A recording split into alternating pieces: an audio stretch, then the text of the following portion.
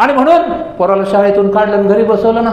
महात्मा ज्योतिबा फुले यांना त्यांच्या वडिलांनी शाळा सोडण्यास का सांगितले होते, तर ऐकूया आपण आज माता सावित्रीबाई फुले यांची 195वी जयंती आणि त्या निमित्ताने आपल्या संस्थेचे केंद्रीय उपाध्यक्ष ॲडव्होकेट गवई सर यांच्याकडून ऐकूयात. धर्मभ्रष्ट व्हाल, हिंदूंचा धर्म बाटवून टाकाल. महात्मा फुलेंच्या वडिलांनी ऐकलं.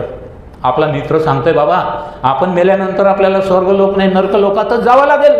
त्यावेळेला अब्दुल गफार बेग नावाचे त्यांचे मुसलमान ग्रस्त मित्र होते. ते एक दिवशी जाऊन भेटले.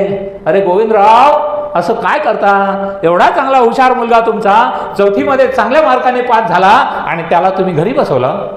अरे नाही, ते लोक म्हणतात तो ख्रिश्चनांच्या शाळेत जाईल, धर्म बाटवून टाकेल, धर्मभ्रष्ट होईल आणि ख्रिश्चन झाला तर काय कराल, आणि म्हणून त्याला घरी बसवलं. अरे नाही म्हणे, शिक्षण माणसाला तिसरा डोळा आहे. शिक्षणामुळे माणसाचा विकास होतो, बुद्धीचा विकास होतो. माणूस खऱ्या अर्थानं विचार करायला लावतो आणि जो विचार करतो तो जिवंत असतो, जो विचारच करत नाही तो जिवंत असून मेल्यासारखा असतो.